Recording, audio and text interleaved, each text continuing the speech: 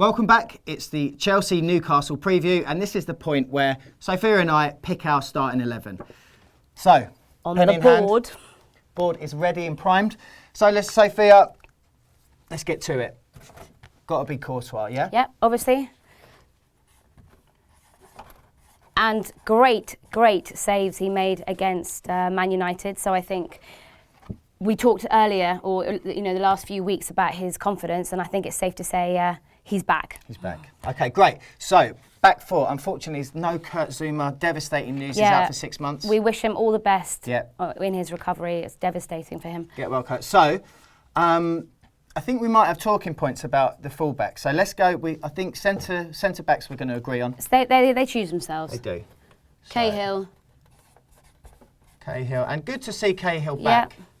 Always very composed on the ball. Yeah, I've got a lot of time. Partnership. A lot of love. Is good Cahill, with JT. And the one and only JT. So fullbacks on my card here. I've got Ivanovic right back, Dave left back. Well, I'm just wanting to switch the whole thing up. Yes. In general, I think we need to change our formation. Mm-hmm. I think we need to make the formation a lot more attacking. Yep. At the end of the day, we need goals and we need to be winning these games. So why not let's switch up everything? For me, I think Dave, as per Loquetta, definitely needs to start. But for me, he's obviously not a natural left back. Yep, he's a right back by trade. So why don't we put him on the right? This is my opinion. Why don't we put him on the right? Yeah. For me, possibly drop Ivanovic and play Baba, who is naturally a left-sided player. I like your thinking there. I think Baba hasn't really been used to much great effect this season, but I think has played quite well when he has been used. Yeah, my only reservation with him, and I might be being really overly critical here, but when I have seen him play, to me he looks quite flaky. I think he looks great going forward, but defensively I think he looks flaky, he looks fragile. But I don't think he's been given enough game time to see. You can't go. He was a great player in the Bundesliga. True. And he was, defender of the season or whatever. Yeah. And suddenly, he's come into the Premiership. We haven't played him enough. And I think we have seen sparks of him where I think he has been good. Yeah. And I'll admit there's been times where you're a little bit questionable on his defensive display. But I think he needs game time. Because if we're ever going to see how good these players really are, we need to play them. True. We're playing Newcastle at home. Yeah, and Newcastle, they're sitting in 17th place. I suppose if Baba can't get a run out against them, Newcastle, who is he going to get a run out? Exactly. All right, you've convinced me. Yes, my first win of an argument. Done. Well done. So, right back, Dave. Yep. No. Yes. Dave right. Dave right. Right. Dave, in you go. In your natural position. And Baba in your natural position. And Baba on the left. There you go. So you spoke about potentially mixing up the formation, and I'm in agreement with you. I think having the two holding defenders religiously every single game is madness, and I think we're not scoring enough goals. No. We're playing two holding midfielders even against the weaker teams, and it just seems like a wasted opportunity. So tell me if you agree. I think we still need someone shepherding the defence in front of the back four, but I think we can get away with just one, especially against Newcastle. And obviously, that leaves us with a choice between Matic or Mikel. Yeah. And for me, the last two games, Matic has not been good enough. Yeah, it's and Mikel he doesn't warrant all day a place. for me. Yeah. Matic needs to pull his socks up, really. I don't think he can be guaranteed a starting lineup, from his displays this season. So, Matic to the bench, Mikel on the team sheet, yeah? On his own. On his own. I think that marauding. is ample. There we go. Defence. Mikel. Bang. I like the look of this. Okay, so I think let's talk about who's going to be in front of Mikel. I think we're talking about bringing in youth. We are. But I also think youth needs to be alongside experience. True.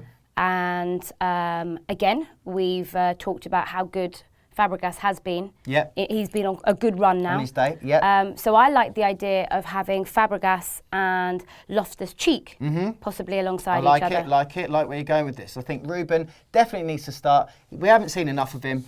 100% he needs a start. It's actually good. madness, exactly. There's no reason not to start him. It's actually infuriating. Every time he comes on, he looks tall, imposing. He doesn't look... Scores goals. He doesn't look put off by the occasion. You know, he's got everything like a new generation of centre midfielders needs to have, isn't it? He's big, young he's as strong, well. he's young, he tackles, he scores. I mean, bloody hell, why aren't we picking him more? Right, we're picking him. We are picking him. Enough of this. Let's get him in. Alongside Fabregas, yeah? Alongside Fabregas. So let's put Fab here. Fab. And then Loftus-Cheek.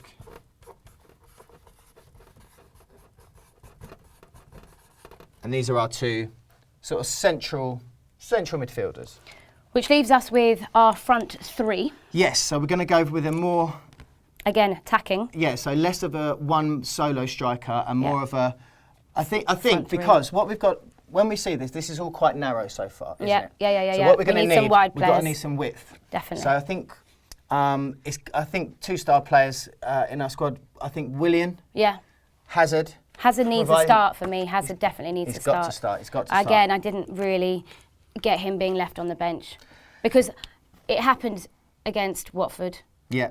And we again said, he needs to start the next game. We're at home. We need to be winning games.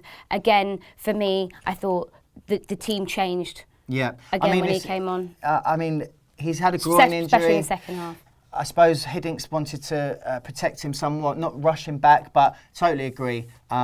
When Hazard's in the team and when he's on form, Chelsea are a different prospect. Yeah. So let's get him in. So I think the front three. Yep. We're dropping Oscar. And we're going for William, Hazard, Oscar. Yeah. Costa. I just say Costa. I knew what you meant. Yeah. Okay, so William down here. Mm-hmm. William. Hazard out wide over here. Hazard. And then up front, the man who saved the day against Man United. And is on a fantastic run. Good old Costa. Diego. So I think that's quite a sexy starting lineup. I love it, and I like us changing. I like us being more attacking, more positive. Yep. Question for you then, and we don't usually do this. No. A little question on the bench. Okay. Who do you think's important to have on the bench and important to be brought on? For me, I'm going to start with Kennedy. Yes, I think if you haven't seen our preview part 1 to this video, check it out. Yes, we've just been talking about how much we think that this season needs to be a season about blood in the youngsters. Yeah. So starting lineup, we've got one, but I think the bench has got to have some of the others. So Kennedy, for me, has got to be amongst the subs, and we shouldn't be afraid to use him. No, definitely. If things aren't working, let's not wait until the 80th minute or, till the game's practically done and dusted. Let's get, if it's not working after 50 minutes, let's get him on. Let's mix it up. If William's not doing his job, if Hazard's looking lazy, let's get Kennedy on. Pedro?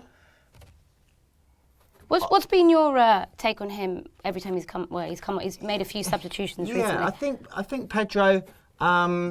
He's been a bit hit and miss, hasn't he? I think some games he's come on, and to be honest, I don't think he's bettered his debut. Mm-hmm. The game against West Brom, where he absolutely lit that game up. I don't think he's played better since that game, so we're waiting for him to hit those heights again.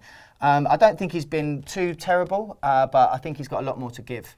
I'd like to see. I don't know whether he's up to match fitness yet or what, but I would like to see Pato included, and maybe to get like a little cameo. Last 20 minutes, perhaps, just to show the Stamford Bridge faithful what he can do and what he's still got. But it concerns me that Hiddink came out and said Pato's basically in the equivalent of his pre-season, and that he doesn't see him ready for another 5-6 weeks, which begs the question: why, Chelsea, have we signed in the January transfer window a striker and a player who's not ready? Yeah. Yet we won't even consider extending his contract. And I know we're going to keep saying this every week, because we will. And what's interesting is now, devastatingly with Zuma's very bad injury out 6 months, does that give the club even more reason to extend the contract? I think it has to. Me and Rory touched on it the other day. We should be giving him a new contract anyway. But with Kurt Zouma now sidelined for 6 months, it's just common sense to sort John Terry out. And I think it's a really good shout from you. Why can't we not even see, even 5-10 minutes? Just to see, yeah. So, and bear in mind, this is our opinion. Yeah. It's certainly not what we predict Hiddink's going to do on the day. We just hope that's what he'll do on the day. We hope it looks something like that. So, guys, this is our starting 11. Let us know what you think. Is it good? Is it bad? What would you have done differently? Do you agree in playing the youth more as well? Yes, and let us all know in the comments below as ever. Right, Sophia, that's it. We're done. Come on, 5:30. 5:30. Up the Blues. Let's do this. Let's get this win. Come on, you Blues.